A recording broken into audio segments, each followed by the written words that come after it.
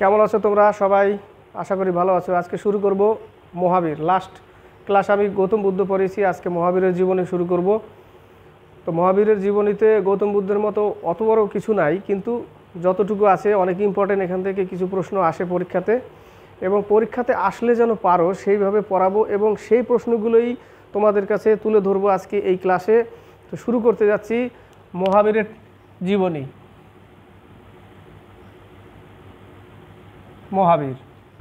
মহাবীর হচ্ছে 540 খ্রিস্টপূর্বে কোথায় জন্মগ্রহণ করে? বৈশালীর কুণ্ড গ্রামে। বৈশালীর কুণ্ডগ্রাম পূর্বে জন্ম হচ্ছে 540 খ্রিস্টপূর্বে বৈশালীর কুণ্ডগ্রামে। জ্ঞাত্রিক কুল মানে জ্ঞাত্রিক বংশ।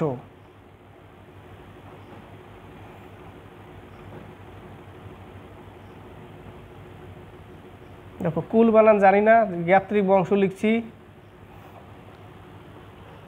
জ্ঞাত্রিক বংশে মহাবীর হচ্ছে 540 খ্রিস্টপূর্বে কুণ্ডগ্রামে, বৈশালীর কুণ্ডগ্রামে জন্মগ্রহণ করে। জ্ঞাত্রিক বংশে। বাবার নাম হচ্ছে সিদ্ধার্থ। সিদ্ধার্থ হচ্ছে বাবা।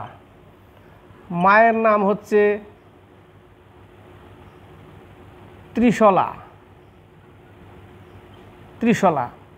বাবা হচ্ছে সিদ্ধার্থ, মা হচ্ছে ত্রিশলা, স্ত্রী হচ্ছে যশোদা, কন্যা হচ্ছে অনজ্জা প্রিয়দর্শিনী,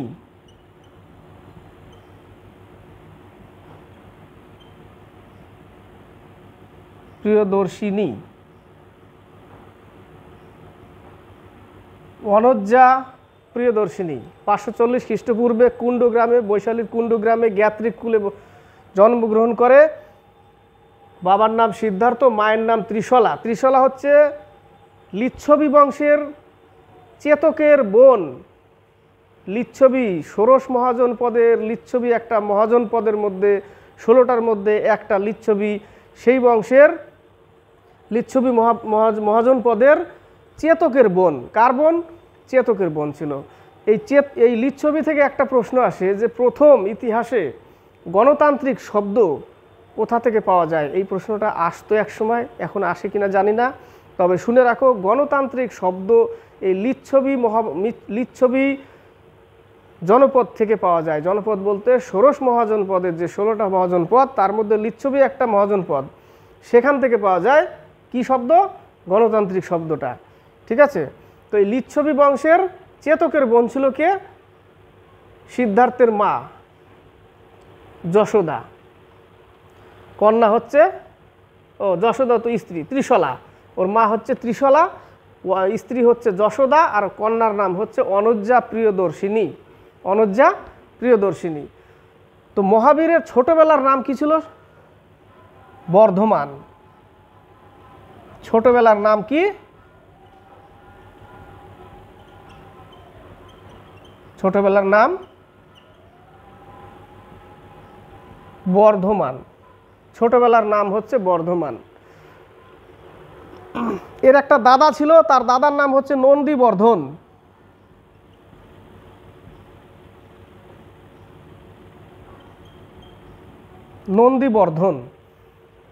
মহাবীর হচ্ছে জৈন ধর্মের 24তম তীর্থঙ্কর, আর জৈন ধর্মের সংস্থাপক হচ্ছে ঋষভনাথ বা ঋষভদেব।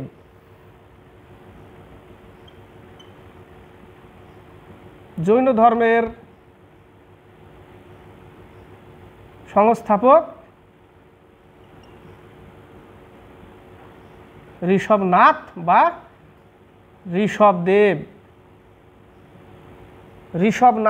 ঋষভদেব। এই হচ্ছে প্রথম সংস্থাপক জৈন ধর্মের।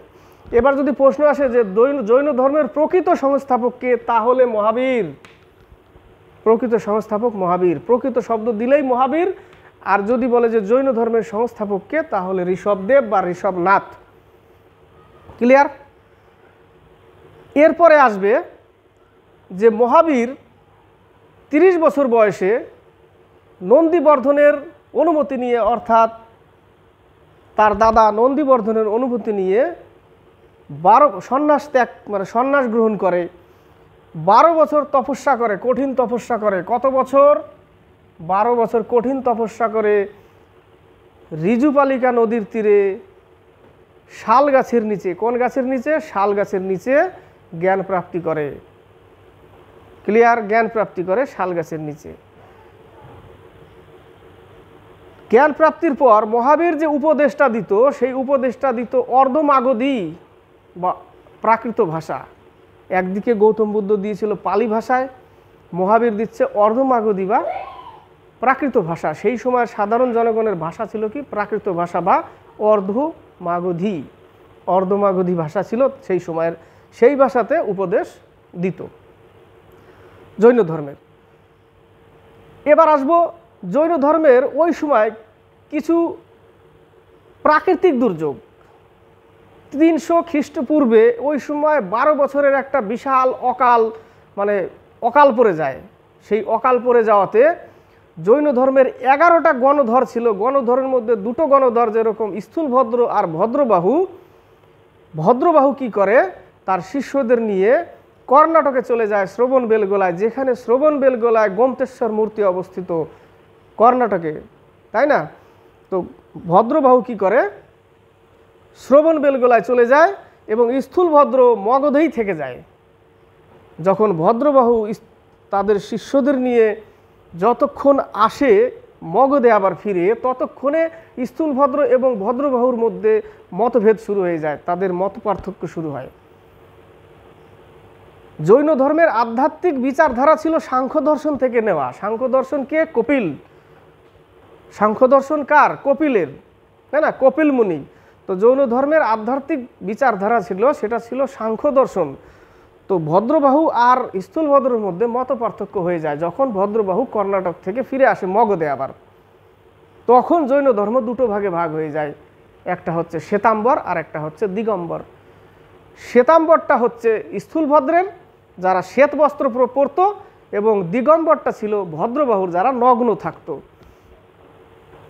তো এদের মধ্যে মত পার্থক্য হয় কখন? অকাল যখন পড়ে 300 খ্রিস্টপূর্বে। ক্লিয়ার? তো জৈন ধর্মের যে এদের যে জীবনী, জৈন ধর্মের জীবনী খুব একটা বড় না মহাবীর, খুব অল্পই। জৈন ধর্মের জীবনী আমরা ভদ্রবাহু দ্বারা রচিত কল্পসূত্র থেকে পাই। আর বৌদ্ধ ধর্মের জীবনী কি থেকে পাই? এর আগে পড়েছিলাম, জাতক থেকে, তাই না? এখানে ভদ্রবাহু দ্বারা কল্পিত রচিত কল্পসূত্র থেকে আমরা জৈন ধর্মের জীবনী সম্পর্কে জানতে পারি। প্রশ্ন থাকে যে মথুরা শৈলী কিসের সাথে যুক্ত? জৈন ধর্মের সাথে যুক্ত। 1 নম্বরে একটা প্রশ্ন থাকে। প্রশ্ন থাকে যে জৈন ধর্মের বাস্তবিক সংস্থাপককে, অর্থাৎ প্রকৃত সংস্থাপক মহাবীর। 24তম তীর্থঙ্কর কে? মহাবীর। যদি বলে যে জৈন ধর্মের সংস্থাপককে ঋষভদেব। মহাবীরের আগে কে ছিল জৈন ধর্মের সংস্থাপক? পার্শ্বনাথ। এগুলো হচ্ছে প্রশ্ন, তাই না? মহাবীরের আগে 23তম জৈন তীর্থঙ্কর কে ছিল? পার্শ্বনাথ। 24তম জৈন তীর্থঙ্কর কে? মহাবীর। মথুরা শৈলী কিসের সাথে যুক্ত? জৈন ধর্মের সাথে যুক্ত। কল্পসূত্র কে রচনা করে? ভদ্রবাহু দ্বারা রচিত কল্পসূত্র। জৈন ধর্মের সম্পর্কে জানা যায়, জৈন ধর্মের জীবনী, জৈনদের তীর্থঙ্করদের জীবনী সম্পর্কে জানা যায়। মহাবীরের জন্ম কত সালে? 540 খ্রিস্টপূর্বে কুণ্ডগ্রাম, বৈশালীর কুণ্ডগ্রাম। ছোটবেলার নাম কি? বর্ধমান। বাবার নাম কি? সিদ্ধার্থ। মায়ের নাম কি? ত্রিশলা। ওয়াইফের নাম কি? যশোদা। মেয়ের নাম কি? অনজ্জা প্রিয়দর্শিনী। দাদার নাম কি? নন্দীবর্ধন। কত বছর বয়সে সন্ন্যাস ত্যাগ করে? 30 বছর বয়সে। কোন নদীর তীরে? ঋজুপালিকা নদীর তীরে। কোন গাছের নিচে? শাল বৃক্ষের নিচে। কত বছর তপস্যা করে? 12 বছর। 300 খ্রিস্টপূর্বাব্দে যখন অকাল পড়ে তখন 2 ভাগ হয়। শ্বেতাম্বর দিগম্বর কোন ধর্মের সাথে যুক্ত? জৈন ধর্মের সাথে যুক্ত। গোমতেশ্বর মূর্তি কোথায় অবস্থিত? কর্ণাটকের শ্রবণবেলগোলায় অবস্থিত, বিশাল বাহুবলী মূর্তি জৈন মহাবীরের। খাজুরাহোর মন্দির কোথায় অবস্থিত? জৈন ধর্মের সাথে যুক্ত, মধ্যপ্রদেশে অবস্থিত, চন্দেল শাসকরা বানায়। এইগুলো প্রশ্ন যে খাজুরাহ মন্দির কোথায় অবস্থিত? মধ্যপ্রদেশ।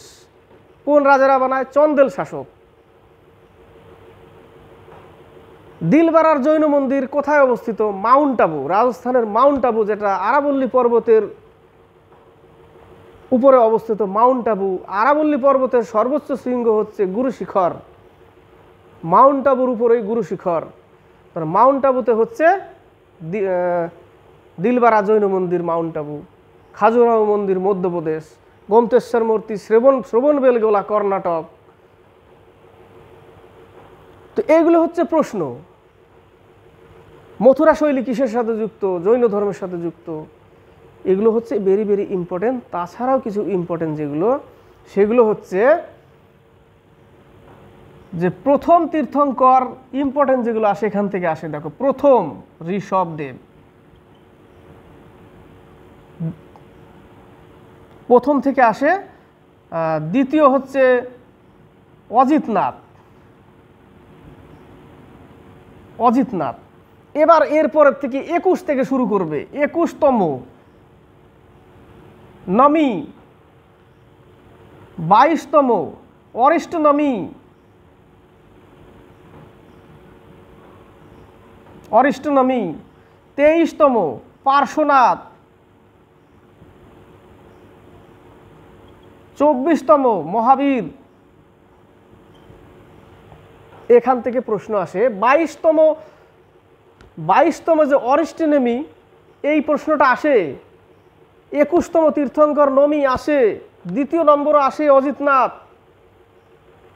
পার্শ্বনাথ, পরেশনাথ পাহাড়িতে, পরেশনাথ পাহাড়ে ধ্যান করেছিল পার্শ্বনাথ।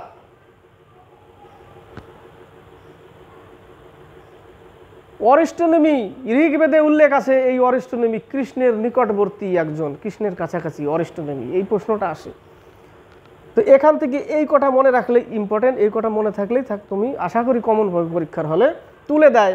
21তম তীর্থঙ্করকে, 22তম তীর্থঙ্করকে, দ্বিতীয় তীর্থঙ্কর কে ছিল, তীর্থঙ্কর কিসের সাথে যুক্ত? জৈন ধর্মের সাথে যুক্ত।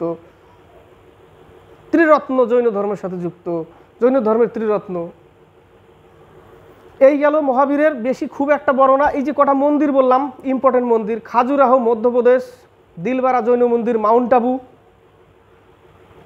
খাজুরাহ চন্দেল শাসকরা বানায়, শ্রবণবেলগোলা গোমতেশ্বর মূর্তি ওটা চামুন্ডরা বানায়, দিলবারা জৈন মন্দির মাউন্ট আবুতে অবস্থিত। মাউন্ট আবু কোথায় অবস্থিত? আরাবল্লী পর্বতে, রাজস্থানে অবস্থিত। আর প্রশ্ন আসে যে শেষের দিকে যে 72 বছর বয়সে মহাবীরের মৃত্যু হয়, 72 বছর বয়সে মহাবীরের মৃত্যু হয় মল্ল রাজা স্বস্তিপালের রাজপ্রাসাদে 468 খ্রিস্টপূর্বে। কত পূর্বে? 468 খ্রিস্টপূর্বে মল্ল রাজা স্বস্তিপালের রাজপ্রাসাদে 72 বছর বয়সে মহাবীরের মৃত্যু হয়। এই প্রশ্নগুলো ইম্পর্টেন্ট, মন্দিরগুলো ইম্পর্টেন্ট। গোমতেশ্বর মূর্তি শ্রবণবেলগোলা কর্ণাটকে অবস্থিত, ইম্পর্টেন্ট। পরীক্ষার হলে কমন একটা প্রশ্ন থাকে যে প্রকৃত সংস্থাপককে। অনেকে ঋষভনাথ জানে, ঋষভদেব জানে, ভুল করে ঋষভদেব বসায়, কিন্তু প্রকৃত সংস্থাপক হচ্ছে মহাবীর। 24তম তীর্থঙ্কর, 23তম পার্শ্বনাথ, 22তম অরিষ্টনেমি। ঋগ্বেদে উল্লেখ আছে এর, অরিষ্টনেমির, কৃষ্ণের সমকাল মানে কাছাকাছি একে বলা হয়। 21তম নমি, দ্বিতীয় অজিতনাথ, প্রথম ঋষভদেব বা ঋষভনাথ। ক্লিয়ার? তো মহাবীরের জীবনী সম্পর্কে মোটামুটি একটা ধারণা এখান থেকে যদি একটা প্রশ্ন আসে। আচ্ছা, একটা প্রশ্ন ছাড়া পড়লো, মহাবীরের মৃত্যু 72 বছর বয়সে 468 খ্রিস্টপূর্বে কোথায় হয়? পাওয়াপুরী। কোথায় মৃত্যু হয়? পাবাপুরীতে। পাবাপুরীতে তার মৃত্যু হয়। ক্লিয়ার? তো এই হচ্ছে মহাবীর সম্পর্কে দিলাম ধারণা। আশা করি বুঝতে পেরেছ। যদি প্রশ্ন আসে এখান থেকে পাবে।